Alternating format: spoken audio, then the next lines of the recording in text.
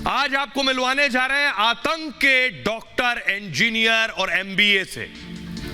कौन है आतंक के डॉक्टर, इंजीनियर जिनके टारगेट पर राम मंदिर जिसका निर्माण हो रहा है अभी। ये चेहरे आप देख रहे हैं, शहनवाज, रिजवान, अब्दुल्ला और तलहा। ये एनआईए के मोस्ट वांटेड हैं, जिनको तलाश कर रही थी एनआईए। इनमें से कुछ को पकड़ लिया गया, जिसमें ये शख्स है शहनवाज। अगली तस्वीर दिखाइए। ये सब इंजीनियर हैं, पढ़े लिखे हैं, इंजीनियर है, पीएचडी कर रखी है। ये जो पकड़े गए हैं, अब सोचिए, सब पढ़े लिखे युवा हैं, बड़ी बड़ी यूनिवर्सिटीज में पढ़े हुए हैं, जो दरअसल आईएसआई के साथ मिलकर, आईएसआई के साथ मिलकर भारत में बड़ी साजिश को अंजाम दे रहे थे। आतंकी, वो भी पढ़ा लिखा, वो और ज्यादा खतरनाक होता है। इनके निशाने पर देश के कई बड़े शहर और अयोध्या में बन रहा भव्य राम मंदिर भी था। ये रिपोर्ट देखिए।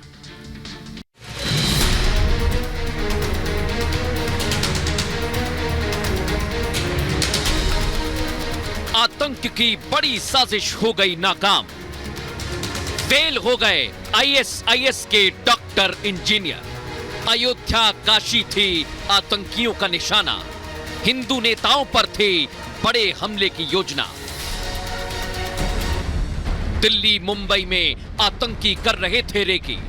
पाकिस्तानी आका हमले की पूरी कमांड बता रहे थे, लेकिन आतंक की दहशत फैलाने का प्लान फेल हो गया। भारत की एजेंसियों ने आतंकियों को अरेस्ट कर लिया। एजेंसियों के शिकंजे में अब आतंकियों से पूछताछ हो रही है। आतंकी अपने आका पाकिस्तान के एक के बाद एक राज खोल रहे हैं। आइए मैं आपको बताऊं कि इनके टारगेट पर कौन कौन से शहर थे। कई शहरों की इन्होंने रेकी कर ली थी कि इन्हें कहां धमाके करने, कैसे धमाके करने। जरा देखिए, इनके टारगेट पर मुंबई था। 26/11 जैसा हमला मुंबई में करना चाहते थे। राम मंदिर इनके टारगेट पर था। अयोध्या में अटैक करना चाहते थे। वाराणसी, जो कि धर्म नगरी है, ऐसे महत्वपूर्ण स्थान जहां भीड़ भाड़ होती है, जिसका इंपैक्ट और प्रभाव दूर तक हो, वो जगह टारगेट पर थे। गांधीनगर इनके निशाने पर था, अहमदाबाद इनके निशाने पर था, वडोदरा, गुजरात के कई शहर, सूरत इनके टारगेट पर था, गोवा भी इन्होंने रेकी की थी और कर्नाटक भी। इन सारे जगहों के बारे में इन्होंने जानकारी जुटाई थी। लेकिन आइए इनका पूरा क्राइम कुंडली, इनका प्रोफाइल, इनका बायोडेटा आपको दिखाने जा रहा हूं, जिसको देखने के बाद आप चौंक जाएंगे कि ये छोटा आदमी नहीं है कोई। ये बहुत पढ़े लिखे और अच्छी यूनिवर्सिटीज से बड़ी बड़ी डिग्रियां लेकर आए हुए लड़के हैं। ये देख रहे हैं, ये एनआईए ने जारी किया था इनके लिए। देश में आतंकियों के कई टारगेट थे। इनका क्या मकसद था और कैसे प्लान किया। मंदिर, हिंदू नेता और फेमस जगह, प्रसिद्ध जगह इनके निशाने पर थे। दिल्ली एनसीआर में इन आतंकियों ने रेकी की। उत्तर भारत की 18 जगहों की रेकी की थी इन लोगों ने। 26/11 से भी बड़े हमले और बड़ी तबाही की प्लानिंग थी। बड़े पैमाने पर ब्लास्ट की योजना बनाई थी। आईएस के पुणे मॉड्यूल के तहत साजिश रची गई। इसके तहत युवाओं को भर्ती कर रहे थे, ये रिक्रूटमेंट कर रहे थे। लखनऊ में रिजवान इसी काम में जुटा हुआ था। साजिश में यह काम शहनवाज के जिम्मे दिया गया। दिल्ली में शहनवाज केमिकल बम बना रहा था। शहनवाज ब्लास्ट की ट्रेनिंग दे रहा था। पुणे के जंगलों में बाकायदा ये धमाकों का प्रशिक्षण करते थे। शहनवाज से भारी मात्रा में लिक्विड केमिकल मिला है। इस केमिकल का इस्तेमाल आईडी बनाने के लिए किया जाता। बड़े पैमाने पर आईडी बम बनाने की तैयारी हो रही थी। देश में कई जगहों पर ट्रेनिंग कैंप बनाए गए थे। ट्रेनिंग कैंप में नई भर्ती को प्रशिक्षण दिया जाता था। भर्ती किए गए संदिग्ध युवाओं से पूछताछ इस वक्त हो रही है। मिशन से जुड़ी हर रिपोर्ट को पाकिस्तान भेजा जा रहा था। हर एक्शन को ये पाकिस्तान पहुंचा रहे थे। ये क्या कर रहे हैं, कैसे तैयारी कर रहे हैं। शहनवाज चैट एप्लीकेशन से पाकिस्तान से जुड़ा हुआ था। दावा यह है कि अभी तक आतंकी हमले की तैयारी में जुटे थे।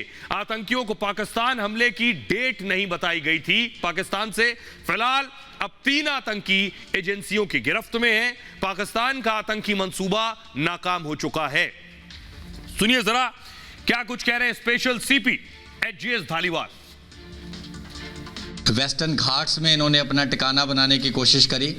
कई ऐसे वाइल्ड लाइफ एरियाज थे जहां पे इन्होंने नंबर ऑफ वीक्स बिताए और इनको क्लियरली एक टास्किंग दी जाती थी कि किस स्टेज पे क्या करना है। गुजरात, अहमदाबाद एट्सेट्रा इन एरियाज़ में भी इनको काफ़ी इन्होंने एलेबोरेट रेकी करी और इनको क्लियर टास्किंग दी गई थी कि जो भी इन्होंने प्लान करना है वो इस तरीके से करना है कि लोकल प्रोक्योरमेंट हो ताकि किसी भी तरीके से कोई भी ब्लेम है वहाँ पे ना लग सके।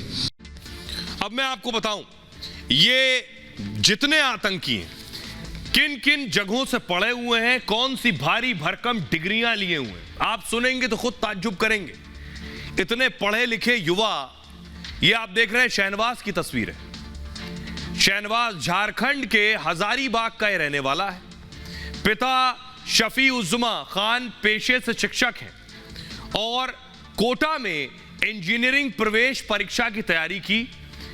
सोचिए, इंजीनियरिंग की तैयारी की इसने, प्रवेश परीक्षा पास करके बीटेक किया, माइनिंग इंजीनियरिंग की, उसमें बीटेक किया माइनिंग इंजीनियरिंग। माइनिंग की पढ़ाई से ब्लास्ट करने की जानकारी जुटाई और उसका एक्सपर्ट बन गया। 2016 में शहनवाज दिल्ली आया। इंटरनेट की इसे बहुत अच्छी जानकारी थी। केमिकल बम बनाना इसने इंटरनेट से सीखा है। दिल्ली में बम बनाने के कई प्रयोग किए गए, बम बना लिए तो ब्लास्ट का परीक्षण किया गया।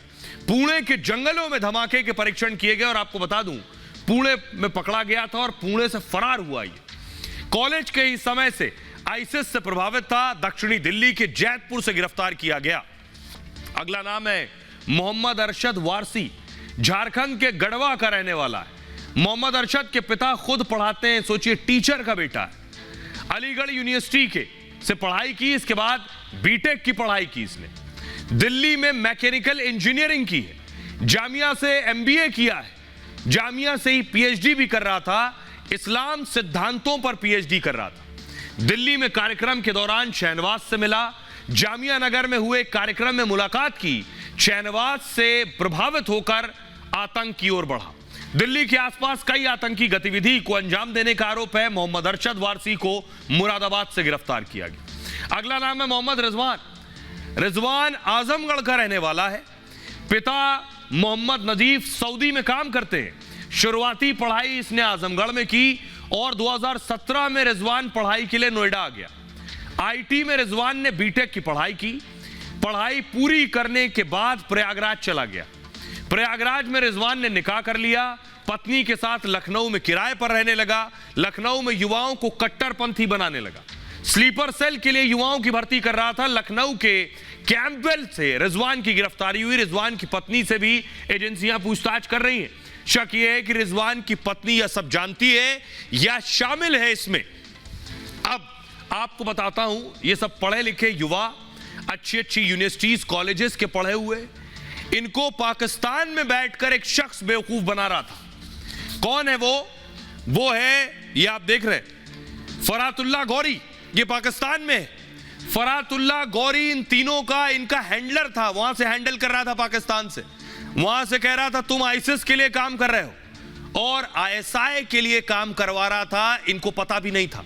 देखिए जरा फरातुल्लाह कौन है। देश में हुए कई धमाकों में शामिल था फरातुल्लाह और कैसे इन युवाओं को इस्तेमाल कर रहा था हिंदुस्तान में, लेकिन उससे पहले ही ये शिकंजे में आ गए। ये देख रहे हैं, ये है फरातुल्लाह गौरी। 2002 में अक्षरधाम मंदिर अटैक कराया इसने। गुजरात के अक्षरधाम मंदिर पर हमला हुआ। 2002 में हैदराबाद में सुसाइड अटैक कराया इसने। एसटीएफ के ऑफिस में आत्मघाती हमला कराया। हैदराबाद का रहने वाला है ये फरातुल्लाह गौरी।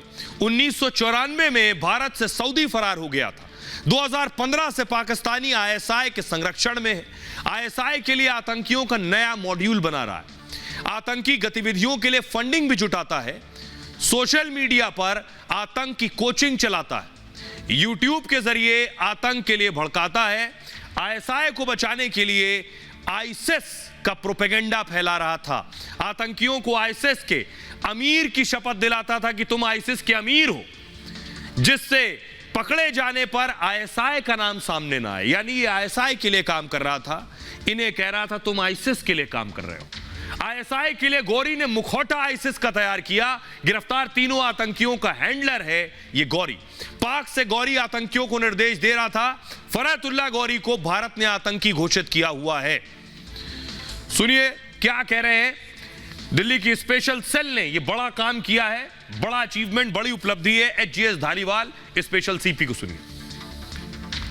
इस सारे का जो जेनेसिस है वो क्रॉस बॉर्डर में पाकिस्तान में है। जैसा कि हमने पहले भी बताया, जो इनके ओरिजिनल सरगना हैं उनका तार अहमदाबाद ब्लास्ट टाइम से कहीं ना कहीं क्रॉस बॉर्डर से जुड़ा हुआ है।